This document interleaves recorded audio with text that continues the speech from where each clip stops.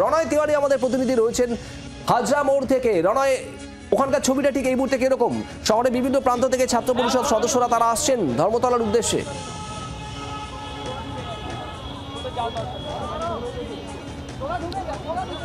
দেখো, একদিকে যেরকম পরীক্ষা চলছে তেমনি কিন্তু তৃণমূলের ছাত্র পরিষদের কার্যকর্তারা যারা পাস আউট হয়ে গিয়েছে বা যাদের পরীক্ষা নেই তারা কিন্তু ইতিমধ্যে হাজরা মোড়ে আশুতোষ কলেজের সামনে জড়ো হয়েছে।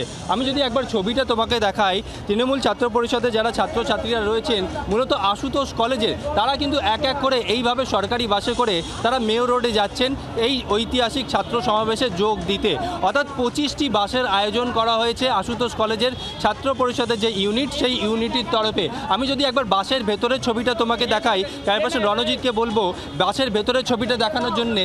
দেখা যাচ্ছে বাসের ভেতরে কিন্তু একেবারে পুরো ফুল, ছাত্র ছাত্রী প্রত্যেকে তারা কিন্তু বাসের মধ্যে রয়েছে। বিশেষ করে দেখা যাচ্ছে, আমি যদি একবার ক্যামেরাটাকে ঘুরিয়ে দেখাই, প্রচুর ছাত্র, অর্থাৎ পুরো বাস ভরে গিয়েছে। সেখানে 25টি বাসের আয়োজন করা হয়েছে, সরকারি বাসের আয়োজন করা হয়েছে এবং এই বাসে করেই ছাত্রছাত্রীরা তারা চলে যাবেন মেয়ো রোডে, যেখানে তৃণমূল ছাত্র পরিষদের সমাবেশ হচ্ছে, অর্থাৎ ঐতিহাসিক সমাবেশ। এখানে যারা ছাত্রছাত্রী রয়েছে তাদের সঙ্গে কথা বলবো। তৃণমূল ছাত্র পরিষদের সমাবেশ, কি বার্তা শুনবেন আজকে? খুব ভালো লাগছে, দারুণ লাগছে। দারুণ লাগছে? হ্যাঁ। আচ্ছা, কোথায় যাচ্ছেন? কোথায়? স্প্ল্যানেডে যাচ্ছেন। আপনি কোথায় যাচ্ছেন?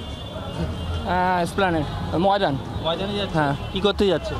আর তৃণমূল ছাত্র পরিষদের মিটিং আছে। বাংলার আওয়াজ, বাঙালির আবেগ, জি 24 ঘন্টা।